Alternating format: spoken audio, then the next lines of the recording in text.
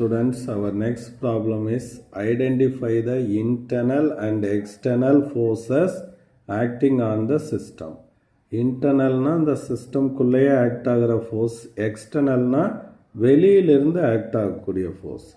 இப்போ இது ஒரு சிஸ்டம்னு எடுத்துக்கிடுவோம். அங்கே ரெண்டு பார்ட்டிக்கல் இருக்குது. இப்போ இது மேலே ஒரு ஃபோர்ஸ் எக்ஸர்ட் பண்ணோம், இந்த பார்ட்டிக்கல் இது மேலே ஒரு ஃபோர்ஸ் எக்ஸர்ட் பண்ணோம். இது இன்டர்னல் ஃபோர்ஸஸ். சப்போஸ் வெளியிலிருந்து ஒரு ஃபோர்ஸ் இது மேலே ஆக்ட் ஆச்சுன்னா இதுக்கு பேர் எக்ஸ்டர்னல் ஃபோர்ஸஸ். இப்போ ஃபஸ்ட் கேஸ் எர்த் அலோனிய சிஸ்டம். அப்போ எர்த் மட்டும் ஒரு சிஸ்டமாக நான் எடுத்துக்கிறேன். அப்போ எர்த் என்ன பண்ணுது? It revolves around the sun in circular orbit. So sun என்ன பண்ணுது? எர்த் மேலே எக்ஸர்ட் எ கிராவிடேஷ்னல் ஃபோர்ஸ். கிராவிடேஷ்னலில் வந்து எது ஃபோர்ஸ் எக்ஸர்ட் பண்ணதோ அந்த டைரெக்ஷனில் தான் ஏரோ மார்க் போட்டுரும். இந்த ஏரோ மார்க் எதை காட்டுதுன்னா force exerted by the sun. This is external force. Okay. Now the case 2, earth and sun as combinedly considered as a system. எர்த்தும் சன்னும் ஒரே சிஸ்டமாக நான் கன்சிடர் பண்ணியிருக்கேன். அப்போ இப்படி ஏரோ மார்க் போட்டால் என்னது? The force exerted by the sun. இப்படி arrow mark போட்டால் the force exerted by the earth. அப்போ சன் எர்த் மேலே ஒரு கிராவிடேஷ்னல் ஃபோர்ஸை கொடுக்கும், அதுக்கு ஆப்போசிட்டாக எர்த்தும் சன் மேலே ஒரு ஃபோர்ஸை எக்ஸர்ட் பண்ணும். சரியா? அப்போ இதை வந்து ஆக்ஷன் ரியாக்ஷன் பேர் அப்படின்னு சொல்லுவோம். Now both sun and earth both are combinely as a system, then these two forces are considered as internal forces. Okay. Our body as a system. நம்ம பாடியை ஒரு சிஸ்டமாக எடுத்துக்கிறோம். வாயில் வாக்கிங், நம்ம வாக் பண்ணும்போது என்ன பண்ணுவோம்? We exert a force on the earth. அதுக்கு பதிலாக எர்த் என்ன பண்ணுது? Earth exert a normal reaction. Okay. பார்த்தீங்கன்னா our body is only the system. அப்போ வாக் பண்ணும்போது நம்ம கொடுக்கக்கூடிய ஃபோர்ஸ் வந்து இன்டர்னல் ஃபோர்ஸஸ். அதுக்கு பதிலாக எர்த் என்ன பண்ணுது? ஒரு ரியாக்ஷன் ஃபோர்ஸை கொடுக்குதா? That is the external force exerted by earth. Now our body and earth both are consider as a system. அப்படிங்கும்போது நம்ம கொடுக்கக்கூடிய force exerted by body downward, earth exerted by the force exerted by the earth upward. But here both are considered as a single system. These two forces are considered internal forces. Okay. Now see some points about the meaning of conservation of momentum. So previously we discussed about the conservation of momentum. What is called conservation of momentum? Conservation of the isolated conservation of momentum is discussed about the isolated system. For an isolated system, the total momentum of the system is conserved when there is no external force is applied on it. External force act ஆகாதம்போது and the total momentum of the system is conserved, that is constant. That is the total initial momentum of the system equal to the total final momentum. That is the conservation law of linear momentum. Here momentum is a vector quantity.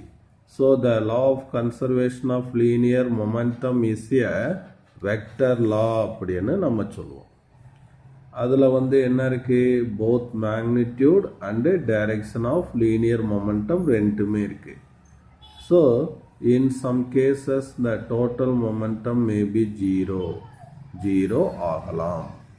Okay. இப்போ வந்து motion of a particle analyse பண்ணும்போது we can use either Newton's second law or the law of conservation of linear momentum.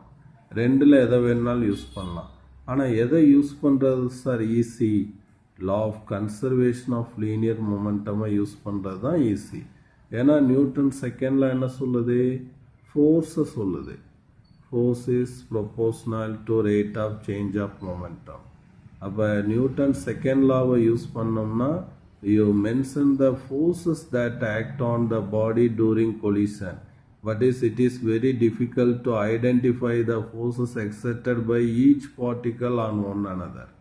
But the measurement of momentum is very easy. Okay, if we know mass and the velocity of the particle, when we multiply we get the momentum. Okay, அப்போ Newton's second law, the force involved in the process. This is difficult to specify the real situation, but conservation of linear momentum does not require any force involved in that process, so it is convenient and hence important அப்படின்னு சொல்றோம். அதுக்கு example பாருங்க, collision of two bodies, two particles moves in opposite direction. இப்போ இதோட mass m1 வச்சுக்கலாம், இதனுடைய before collision இதனுடைய velocity u1, இதனுடைய மாஸ் m2, பிஃபோர் கொலிஷன் இதனுடைய வெலாசிட்டி v2 u2. இப்போ during collision each exert a force on one another. ஓகேவா? அப்போ இது f12ன்னு சொல்லுவோம். இதை எக்ஸர்ட் பண்ணக்கூடிய ஃபோர்ஸ் செகண்ட் பாடி மேலே f2ன்னு சொல்லுவோம். சரியா? அப்போ ஆஃப்டர் கொலிஷன் m1 என்ன பண்ணுது, டைரக்ஷன் சேஞ்ச் ஆகுது, v1ங்கிற ஸ்பீடில் இந்த சைடு வருது, m2ஓட ஸ்பீடு v2ன்னு வருது. அப்போ டோட்டல் மொமெண்டம் பிஃபோர் கொலிஷன்னா என்ன எழுதுவீங்க, மாஸ் இன்ட்டு வெலாசிட்டி. அப்போ m1 u1 plus m2 u2. அதே மாதிரி டோட்டல் மொமெண்டம் ஆஃப்டர் கொலிஷன்னா என்ன எழுதுவீங்க, m1 v1 plus m2 v2. Idea clear? இங்கே v1 போட்டேன்னா இது v2. ஓகே, அப்போ இது ரெண்டுமே எப்படி இருக்கும், ஈக்குவலாக இருக்கும். அப்போ இதை நம்ம ஈஸியாக ஐடென்டிஃபை பண்ணிடலாம். எதை காட்டிலும், ஃபோர்ஸை ஐடென்டிஃபை பண்ணுறதை காட்டிலும். ஸோ கன்சர்வேஷன் ஆஃப் மொமெண்டம் வந்து ஈஸியான ஒரு ப்ராசஸ் அப்படிங்கிறத இந்த எக்ஸாம்பிள் மூலமாக புரிய வச்சுருக்கோம். இப்போ இன்னொரு எக்ஸாம்பிள் பார்ப்போம். கன் ப்ளஸ் புல்லட். இப்போ இந்த கன்குள்ளே என்ன இருக்குது, புல்லட் இருக்குது. இப்போ பிஃபோர் ஷூட் பண்ணுறதுக்கு முன்னாடி இப்போ நான் இங்கே தனியாக ஒரு டயக்ராமோடு உனக்கு சொல்லித்தர்றேன், ஈஸியாக புரியலாம். ஸோ இது ஒரு கன்னுன்னு எடுத்துக்கிடுவோம். இப்போ இதுக்குள்ளே என்ன இருக்குது அப்படின்னா, தேர் இஸ் அ புல்லட் உள்ளே இருக்குது. இப்போ ரெண்டுமே கன்னும் ரெஸ்ட்டில் இருக்குது, புல்லட்டும் ரெஸ்ட்டில் இருக்குது. ஓகேவா? அப்போ வந்து இப்போ மொமெண்டம் அப்படின்னு எதை எடுத்துக்கிறோம் அப்படின்னு கேட்டோன்னா, ஸோ கன்னோட மொமெண்டமை p2ன்னு எடுத்துக்கிறோம், இந்த புல்லட்டுடைய மொமெண்டமை p1ன்னு எடுத்துக்கிறோம். போத் ஆர் நவ் ரெஸ்ட், ரெண்டுமே ரெஸ்ட்டில் இருக்குது. ஓகேவா? அப்போ வெலாசிட்டி ஜீரோனா மொமெண்டமும் ஜீரோ. அப்போ டோட்டல் மொமெண்டம் பிஃபோர் ஃபயரிங் அப்படிங்கும்போது இஸ் ஈக்குவல் டு ஜீரோன்னு போட்டுருது. ரைட்டா? இப்போ ஃபயர் ஆயிடுச்சு. அப்போ fire ஆகும்போதே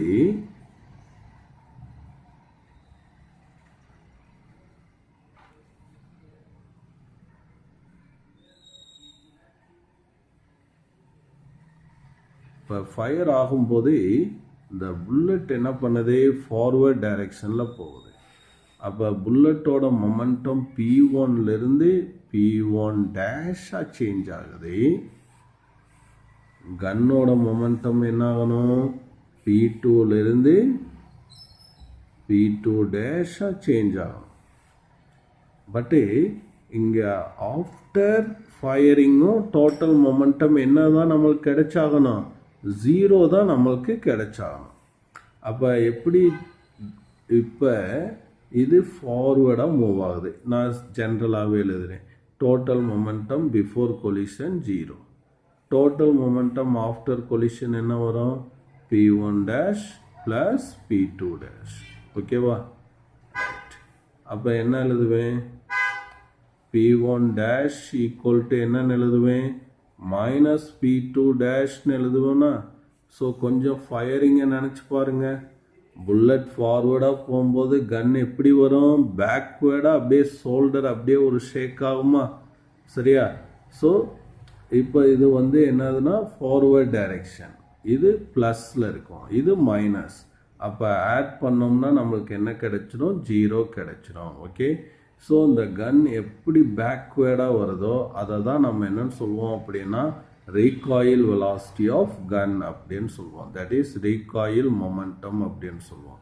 so this is another example for total linear momentum. consider two particle system எடுத்துக்கிறேன். see here, one particle is at rest, one is movement. அப்போ the particle having rest has momentum 0. ஏன்னா அது எப்படி இருக்குது? ரெஸ்ட்டில் இருக்குது. அப்போ அதனுடைய velocity வந்து 0. அப்போ before collision total momentum அப்படின்னா the moving particle momentum மட்டும்தான் அதுக்கு இருக்கும். அப்போ m1v அங்கிறது தான் momentum before collision. so after collision they move arbitrary direction, வெவ்வேறு டைரெக்ஷனில் போகுது. அப்போ வந்து இதை ரிசால்வ் பண்ணுவோம். இது m1v1, அப்போ இந்த டைரெக்ஷனில் m1v1 cos தீட்டா, இது தீட்டா. ஸோ இந்த டைரெக்ஷனில் வந்து m1v1 sin தீட்டா அப்படின்னு போடுவோம். அதே மாதிரி இதையும் ரிசால்வ் பண்ணுவோம். இந்த ஆங்கிள் தீட்டான்னு எடுத்துகிட்டு இதை m2v2 cos தீட்டா. இந்த டைரெக்ஷன் வந்து என்னது? m2v2 sin theta. அப்போ total momentum acting along the same initial direction after collision. கொலிஷனுக்கு அப்புறமும் அந்த டைரெக்ஷன் வந்து சேஞ்ச் ஆகாது அப்படிங்கிறத இங்கே சொல்லியிருக்கான். as the two particles, so this is simply means that total linear momentum is constant before and after collision. At the time of collision each particle exert a force on the other அப்படிங்கிறத சொல்லியிருக்காங்க. as the two particles are considered as a system, then forces are internal and the total linear momentum cannot be altered by internal forces. அப்போ ரெண்டு பார்ட்டிக்கலும் சேர்ந்து ஒரு சிஸ்டம்னு சொல்லிட்டோம்னா இது மேலே exert பண்ணக்கூடிய ஃபோர்ஸ், இது மேலே எக்ஸர்ட் பண்ணக்கூடிய ஃபோர்ஸ் இன்டர்னல் ஃபோர்ஸ் ஆயிரும். அப்போ total momentum of the system என்னாகாது? சேஞ்ச் ஆகாது அப்படிங்கிறத இந்த பாயிண்டில் நம்மளுக்கு சொல்லியிருக்காங்க. Okay students.